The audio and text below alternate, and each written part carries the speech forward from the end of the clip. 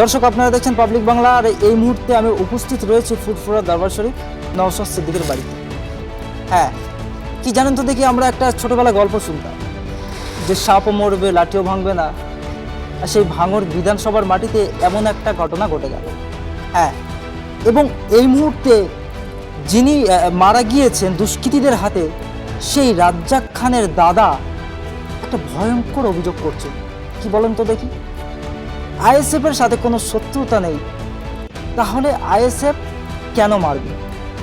শুধু তিনি একথাও বলেননি, তার সাথে সাথে এটাও বলেছে যে এটা তৃণমূলের গোষ্ঠী কোন্দলের কারণেই ঘটনাটি ঘটেছে। তাহলে কি এবার বাংলার মানুষ এই ঘটনাকে মেনে নেবে যে সত্যি তৃণমূলের গোষ্ঠী কোন্দলে এবার খুন হয়েছে তৃণমূলের একজন অঞ্চল সভাপতি এবং ভাঙড় বিধানসভার একজন কনভেনার? হ্যাঁ, এই মৃত্যুর রাজনীতি করবে, এই প্রশ্ন উঠছে। এই মুহূর্তে রয়েছেন ভাঙড় বিধানসভার বিধায়ক নওশাদ সিদ্দিকী। তিনি কি প্রতিক্রিয়া দিলেন শোনাব। দেখুন, আমি সর্বপ্রথম একজন বিধায়ক হিসাবে ভাঙড়ের একজন নাগরিককে যেভাবে খুন হতে হয়েছে এর চরম বিরোধিতা করছি। এই ন্যাক্কারজনক ধিক্কারজনক ঘটনার সাথে যারা যুক্ত তাদের সর্বোচ্চ শাস্তির দাবি করছে। আমি একজন দলের চেয়ারম্যান, পার্টির নেতা নয়, আমি একজন জনপ্রতিনিধি হিসাবে আমাদের বিধানসভার মানুষ খুন হয়েছে এটা মেনে নিতে পারি না। আমি বিগত সময় বলেছি, আজকেও বলছি, আমার কাছে ভাঙড়ের মানুষ, প্রত্যেকটা মানুষ সমান। নির্বাচনী যখন প্রক্রিয়া চলবে তখন নির্দিষ্ট একটা দলের হয়ে আমি প্রার্থী ছিলাম। যখন আমি নির্বাচিত হয়ে গিয়েছি এখন আর কোনো একটা নির্দিষ্ট দলের নয়, আমি এখন ভাঙড়ের সমস্ত মানুষের। সুতরাং এখন ভাঙড়ের মানুষকে যে খুন করেছে, এই খুনের সাথে যে বা যারা যুক্ত প্রত্যেককে সর্বোচ্চ শাস্তির দাবি আমি তুলছি, এবং যারা যুক্ত দ্রুত তাদেরকে চিহ্নিত করে তাদেরকে বিচার ব্যবস্থার মাধ্যমে তাদেরকে কনভিক্ট করা হোক, এই দাবি করছি। তবে একটা প্রশ্ন থেকে যাচ্ছে এখানে, যে কে খুন করলো আর কেন খুন করলো, এই রহস্যটা যত দ্রুত সম্ভব ইনভেস্টিগেশন অফিসার বা দায়িত্বশীল আধিকারিকরা তারা পাবলিক ডোমেনে ডিসক্লোজ করবে, আমি আশা করছি। মারা যাওয়ার সাথে সাথে একেবারে তৃণমূল কংগ্রেসের নেতারা খুব শওকতউল্লাহ সার্টিফিকেট দিয়ে দিচ্ছে যে একেবারে আইএসএফ এর যারা সমর্থকরা রয়েছে তারা পরিকল্পিতভাবে খুন করে দিয়েছে। প্রথম কথা বলি, আমরা অত নোংরা রাজনীতি করি না আর করবো না। আমাদের সেই খারাপ দিন না আসে যে মানুষকে খুন করে আমাদেরকে এগিয়ে যেতে হবে। আমরা সমাজ ব্যবস্থা পরিবর্তনের স্বপ্ন নিয়ে এসেছি, ক্ষমতা দখল আমাদের স্বপ্ন নয়। সুতরাং যে কথা শওকত সাহেব বলছেন, মমতা ব্যানার্জি এই শওকত সাহেবকে বলেছিল তুই বোম মারিস, National Human Rights Commission Shaukat সাহেবকে বলেছে নোটোরিয়াস ক্রিমিনাল, তার আমাদেরকে সার্টিফিকেট দেবে, এটা স্বাভাবিক ব্যাপার।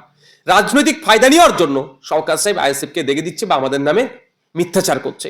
কিন্তু আমি গতকাল থেকে আজ পর্যন্ত যখন থেকে আমি শুনতে পেয়েছি, অনেক গভীর রাতে খবরটা এসেছে আমার কাছে, আমি যতটুকু খবর নিয়েছি যে ওই গ্রামে, বাস্তবিক বলছে, ওই গ্রামে আইএসএফ এর ছেলেদের সাথে ওই তৃণমূল বা ওই নেতৃত্বদের সাথে কোনো টেনশন ছিল কি ছিল না, যতজনের কাছে খবর নিয়েছে, কিন্তু ওই ছেলেটির ব্যক্তিটির নামে কেউ খারাপ একটা বলেনি যে আমাদের সাথে টেনশন ছিল। বরঞ্চ অনেক খবর শুনলাম এবং ওনার পরিবারও স্বীকার করেছে যে ওই গ্রামে আইএসএফ আর বিরোধী তৃণমূল যা আছে সবাই মিলেমিশে থাকতো। পরিবার বলছেন, পরিবারের অন্যতম কর্তারা বলছেন যে এটা গোষ্ঠীদ্বন্দ্বের শিকার হয়েছে, আইএসএফ এর সাথে যুক্ত নয়। কিন্তু শওকত মোল্লা সাহেব নোংরা রাজনীতি করার জন্য, লাস্টিকেলে রাজনীতি করবেন, রাজনৈতিক ফায়দা নেওয়ার জন্য খুন হলো। যার গেল সে বুঝছে, তার ভাইরা বুঝতে পারছে, তার স্ত্রী বুঝতে পারছে, তার দুটো ছোট ছোট বাচ্চা আছে, তারা আজকে তাদের পিতাকে কেউ হারালো, কেউ ভাইকে হারালো, কেউ দাদাকে হারালো, কেউ স্বামীকে হারালো। সেই সমস্ত দুঃখের বাদ দিয়ে এরা নোংরা রাজনীতি করতে ব্যস্ত। কারণ শওকত সাহেব ইতিপূর্বে এই ধরনের নোংরা রাজনীতিতে সিদ্ধহস্ত ছিল। রাজ্জাক সর্দার নামে ক্যানিং পূর্বের একজন তাবড় নেতা ছিল তৃণমূলের, তাকে খুন করে সেই তৎকালীন সময়ে তৃণমূল কংগ্রেসের প্রথম সারির নেতাদের নামে মিথ্যা মামলা দিয়ে তাদেরকে ঘরছাড়া করে রেখেছিল। যার মধ্যে অন্যতম একটা জাহাঙ্গীর খান চৌধুরী, যে জাহাঙ্গীর খান চৌধুরীর হাত ধরে শওকত সাহেব তৃণমূলে এসেছে, সেই জাহাঙ্গীর খান চৌধুরীকে ঘরছাড়া করে রেখেছিল এই রাজ্জাক সর্দারের নামে মিথ্যা মার্ডার কেসের মামলা দিয়ে। শুধু তাই নয়, মানিক পাইক বলে একজন ব্যক্তি, তাকে খুন করে, এই ধরনের অনেক আছে লিস্টে। শওকত সাহেব তার দলের নেতাদের, প্রথম সারির নেতাদের মামলা দিয়ে ঘরছাড়া করে নিজে সাম্রাজ্য গেড়েছে। এখন ভাঙড়ে এসে সেইটা অ্যাপ্লাই করার চেষ্টা করছে। দেখুন, আইএসএফ এই মাত্র আমাদেরকে, জানেন আপনারা, মিথ্যাভাবে ওয়াকআপ আন্দোলনকে নিয়ে যখন আমরা প্রোটেস্ট করেছি, আমাদের ছেলেদের নামে মামলা দিয়ে জেল খাটিয়ে জামিন করে বাড়ি নিয়ে আসলাম। আবার আমাদের ছেলেদের এত চর্বি হয়ে গেল একটা মানুষকে মেরে দেবে, এটা মেনে নেওয়া যায়? বাংলার মানুষ বুঝতে পারছে না খেলটা কোথায়। নাহলে যখন এই দুর্ঘটনা ঘটলো, দুর্ঘটনাই আমাদের কাছে সত্যি আমরা আতঙ্কিত। আমরা এই ভাঙড়কে চাইনি, আমরা বোমগুলি বন্দুক মুক্ত ভাঙড় চেয়েছি, হিংসা বিদ্বেষ মুক্ত ভাঙড় চেয়েছি। মমতা ব্যানার্জি মহাশয়া কলকাতা পুলিশকে এক্সটেন্ড করে ভাঙড় ডিভিশনে একটা দিল। ডিভিশনকে এই জন্য দিয়েছে যে হয়তো বোমগুলি হিংসা বন্ধ হবে, কিন্তু দুর্ভাগ্য শাসক দলের এই গোষ্ঠী কন্দলের শিকার হয়ে আজকে তৃণমূলের মানুষ মরেছে। আমি তৃণমূলের হিসাবে ওকে দেখছি না, ভাঙনের নাগরিক হিসাবে আমি দেখছি। এটা এই অপকর্মের অবসান হওয়া দরকার। সঠিক তদন্ত করলে যে শওকত মোল্লা যেই মুখে আইএসএফ এর নাম নিচ্ছে, হয়তো দেখবেন সঠিক তদন্ত করলে শওকত মোল্লা সাহেবকে যদি জিজ্ঞাসাবাদ করা যায়, এই ন্যাক্কারজনক ঘটনার অনেক সত্য উন্মোচন হতে পারে। যদি আমাদের ভাঙড়ের রাজ্জাক খায়ের পরিবারের লোকজন যদি আমি যোগাযোগ করার চেষ্টা করব, তারাও যদি আমার সাথে যোগাযোগ করে যে এই মামলাটা সিবিআই মামলা করা হোক, সিবিআই তদন্ত করুক, দুধকে দুধ পানিকে পানি হয়ে যাবে। যদি আইএসএফ নওশাদ সিদ্দিকী বা কেউ যুক্ত থাকে সেও শাস্তি পাবে, বা ওর পরিবর্তে যারা যুক্ত আছে তাদের নাম আসবে, তারা শাস্তি পাবে। যদি তারা চাই, আমি তাদের হয়ে কোর্টে সিবিআই মামলা করব। আপনি আইএসএফ এর এমএলএ, কিন্তু আমি সংযুক্ত মোর্চার ব্যানারে জিতেছি, আইএসএফ এর ব্যানারে জিতেছি, এখন আমি ভাঙড়ের মানুষের এমএলএ, ভাঙড়ের প্রত্যেকটা নাগরিকের আমি এমএলএ। যে আমার সমালোচনা করে তারও আমি এমএলএ, যে আমার গুণগান গায় বা আমাকে ভোট দিয়েছে তারও আমি এমএলএ। সেই পরিবার যদি আত্মপ্রকাশ করে আপনি সহযোগিতা করবেন? 100% আমি যোগাযোগ করতে শুরু করেছি যে তার পরিবারকে, কারণ দুটি বাচ্চা মেয়ে আছে। আমার বড় ভাইজান ওই মায়ের কন্দনরত ভিডিও দেখেছে, সাথে সাথে আমাকে নির্দেশনা দিয়েছে যে ওদের সাথে কথা বলো, প্রয়োজনে বাচ্চাগুলোর পড়াশোনার দায়িত্ব তোমাদেরকে তুলে নিতে হবে। এখন এসে মেসেজটা এখনো পৌঁছায়নি, আমি যোগাযোগ করছি, কারণ তারা এখন সহগ্রস্ত পরিবার। আমি পরে হলে যোগাযোগ করব। সাথে সাথে এটাও বলছি যে আমার ভাঙড়ের নাগরিককে খুন করেছে কোন দল, আমার কাছে সেটা ফ্যাক্টর নয়। কোন পার্টি করে আমার কাছে ফ্যাক্টর নয়। আমার কবার সমালোচনা করেছে আমার কাছে ফ্যাক্টর নয়। আমার কাছে ফ্যাক্টর আমি একজন জনপ্রতিনিধি, আইনসভার সদস্য। আমাদের এলাকার মানুষকে খুন করেছে, যারা খুন করেছে তাদেরকে আমরা শান্তির ঘুম ঘুমোতে দেব না। পরিবার যোগাযোগ করলে আমি যোগাযোগ করব, আপনাদের কথা দিচ্ছি। এই পরিবারের সাথে যদি চাই আমাকে সহযোগিতা নিতে, তাদের হয়ে আমি সিবিআই মামলার জন্য বা বিচার বিভাগীয় তদন্তের জন্য আমি সর্বোচ্চ কোর্ট পর্যন্ত যেতে প্রস্তুত আছি। দেখুন, একটা কথা বলি, কলকাতা পুলিশের একটা সুনাম আছে, কিন্তু দুর্ভাগ্য শওকত মোল্লাদের পাল্লায় পড়ে কলকাতা পুলিশের কিছু অফিসার কলকাতা পুলিশের সুনামটা আস্তে আস্তে ক্ষুণ্ণ করছে। ডিটেকটিভ ডিপার্টমেন্ট আছে কলকাতা পুলিশের, তাদের ফেলিওর এটা বলতে হবে তাহলে এক প্রকার। আমি তারপরেও বলবো, আমি গুটি কয়েক পুলিশের জন্য আমি কলকাতা পুলিশের বদনাম করতে পারি না। কলকাতা পুলিশ আমাদের, বেঙ্গল পুলিশ আমাদের গর্বের পুলিশ। একটা সময় স্কটল্যান্ড ইয়ার্ডের সাথে তুলনা করা হতো, কিন্তু যত দিন যাচ্ছে তত ক্রমশ পিছিয়ে যাচ্ছে। এগিয়ে বাংলা বললেও যেমন বাংলা পিছিয়ে যাচ্ছে, ঠিক পুলিশ এরকম পিছিয়ে যাচ্ছে। এটা বন্ধ হওয়া দরকার। আর একটা কথা আপনাদের বলি, পুলিশ তো থানা অনেক করে দিয়েছে, কিন্তু খোঁজ নিয়ে দেখেছেন থানায় যে স্টাফের প্রয়োজন আছে সেটা কি আছে? যত পর্যাপ্ত পরিমাণের পুলিশের প্রয়োজন আছে সেটা কি আছে? ফলে একটা অফিসারকে দীর্ঘক্ষণ ডিউটি করতে হচ্ছে বা অনেক জায়গায় গ্যাপ রয়ে যাচ্ছে। এই মুহূর্তে কলকাতা পুলিশে প্রায় 30,000-এর আশেপাশে, 15 থেকে 30,000-এর আশেপাশে শূন্য পদ আছে। ফলে এই ব্যাপক যে শূন্যতা তৈরি হয়েছে, এই সুযোগে সমাজ বিরোধীরা কাজে লাগাচ্ছে।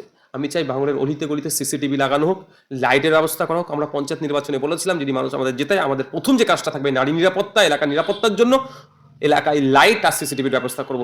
এখন আমি আশা করব কলকাতা পুলিশের কাছে যে ভাঙড়ের প্রতিটা এলাকাতে লাইট আর সিসিটিভির ব্যবস্থা করা হোক। ফলে যারা এই অন্যায় কাজগুলো করবে সহজে চিহ্নিত করা হবে, তাদের ঘাড় ধরে জেলের মধ্যে রাখা হবে। ও রাজনৈতিক রুটি সেঁকবে, এর থেকে বাইরেও কিচ্ছু করবে না। এতদিন ধরে আমরা দেখছি যেটা করে আসছে শাসক দলের যেগুলো সব রাজনৈতিক কারবারিরা আছে। কিন্তু রাজ্জাক সাহেবের পরিবারের মানুষজনকে জিজ্ঞাসা করুন তো, আমরা বয়ন করুন, তাদেরকে জিজ্ঞাসা করুন তো যে আইএসএফ এটা, তারা তো স্পষ্ট ভাষায়, দ্বার্থহীন ভাষায় বলছে কি আইএসএফ কাজ করতে পারে না। কারণ সেইভাবেই সেই সম্পর্ক, সৌজন্যতার রাজনীতি ওই গ্রামেও তো আইএসএফ এর লোক। আমি আইএসএফ এর একজন নেতা হিসেবে বলছি এবং সাথে একজন বিধায়ক হিসেবে বলছি, আমিও মর্মাহত, আমিও দুঃখিত। কেন এত খুন হবে? যার গেল সে বুঝবে। কটা দিন সরকার সাহেব হই করবে, কিন্তু ওই বাচ্চাগুলো বাবাকে আর পাবে না, ওই মা তার স্বামীকে পাবে না। ওই যে ভদ্রলোকটি বাইকে দ্বার্থহীন ভাষায় বললো, সে তার ছোট ভাইকে আর পাবে না। ছোট ভাই আদরের হয়। আমার বড় ভাইজান যতটা আমাকে ভালোবাসে, তো আমি জানি কতটা আমাকে ভালোবাসে। তাহলে আমার কারো একজন ভাই তার ছোট ভাইয়ের আদরে পাবে না। কিন্তু এই রাজনৈতিক কারবারিরা রাজনীতি করতে ব্যস্ত হয়ে গেছে, কিন্তু একবারের জন্য বলছে না যে খুনিদেরকে 24 ঘন্টার মধ্যে খুঁজে বার করতে হবে। পুলিশকে ডেডলাইন দিচ্ছে না কেন? যদি খুনিকে 24 ঘন্টার মধ্যে ডেডলাইন দেয়, যদি পুলিশ খুঁজে বার করে, আমি একটা কথা জোর গলায় বলছি, সরকার সাহেবের আশেপাশে যারা ঘুরছে হয়তো তাদের মধ্যে থেকেও কেউ যুক্ত আছে, তার সরকার সাহেবের কনসার্ন নিয়ে হয়তো যুক্ত আছে, দেখবেন এই কাণ্ডসারটা ঘটিয়েছে। যদি আমি দোষ করে থাকি তুলে নিয়ে যাক না, আমাকে আমার নামে এফআইআর করুক না, আমি যে হাজির দিয়ে দেবো। এর আগে জানেন আপনারা, রাজু নস্কর মামলাতে আমার নাম ঢুকিয়েছিল, আমাকে সিআইডি ডেকেছিল, আমি হাজির হয়ে গেছিলাম। যদি মনে হয় আমি এই অন্যায়, অপকর্ম, দুষ্কর্ম সাথে যুক্ত আছি, আমাকে তুলে নিয়ে গিয়ে ফাঁসি দিয়ে দিক। কারণ আমার এত রাজনৈতিক দৈন্যদশা এসে যায়নি যে মানুষকে খুন করতে হবে। দেখুন, আমি ধার্মিক, আমি নাস্তিক নয়, আমি একটা ধর্মেতে বিশ্বাস করি, ইসলাম ধর্মের অনুসারী। আমার ধর্মীয় একটা বিশ্বাস আছে, বিশ্বাস এটাই যে আমাকে মৃত্যুর পরে সৃষ্টিকর্তার সামনে একদিন না একদিন দাঁড়াতে হবে, সেদিন দাঁড়িয়ে আমার কৃতকর্মের হিসাব দিতে হবে। সুতরাং আমি কারো মানুষের জীবন দিতে পারিনি, কারো জীবন আমি কেড়ে নেবো, এত নোংরা মানসিকতা আমরা হতে পারি না। কারণ আমাদের পরিবারের একটা ঐতিহ্য আছে, একটা ইতিহাস আছে, পরিবার সেটা আমি মাথায় নিয়ে সবসময় আমি বহন করে চলি। এটা বাস্তবিক আমি অর্থে কোনো দিনের জন্য আমি কারোর কাছে এক্সপোজ করি না, কিন্তু প্রসঙ্গ করবে বলছি, আমাদের পরিবার আমাদেরকে এই শিক্ষা দেয়নি যে ক্ষমতার শীর্ষে যেতে হবে বলে ওই মানিক পাইকের মতো, রাজ্জাক সর্দারদের মতো আবার কাউকে খুন করব, ও শিক্ষা আমাদের দেয়নি, আর দেবও না। প্রয়োজনে নিজে রাজনীতি থেকে নিজেকে গুটিয়ে নেব, সরিয়ে নেব, কিন্তু কোনো মানুষের সাথে এই নোংরামি করে, হিংসা করে, ওই বাচ্চাদের অভিশাপ নিয়ে মন্ত্রিত্বের সিটে বসার আমার ইচ্ছে নাই। ওটা ওই সমস্ত নটোরিয়াসদের ইচ্ছা হতে পারে, তবে পাপ বাপকেও ছাড়ে না। যে পাপ করেছে আমাদের ভাঙড়ের রাজ্জাক খাঁকে খুন করে, আমি আপনাদের কথা দিচ্ছি এই পাপের ভুগতে হবে, এটা ছাড় হবে না। কারণ ভাঙড়ের নাগরিককে খুন করেছে। এটা তৃণমূল আমার কাছে ফ্যাক্টর নয়, আমার কাছে বিজেপি আইসে ফ্যাক্টর নয়। আমি ভাঙড়ের বিধায়ক, আমার কাছে আমাকে পীড়া দিচ্ছে, আমাকে ব্যথা দিচ্ছে ভাঙড়ের নাগরিক হিসাবে।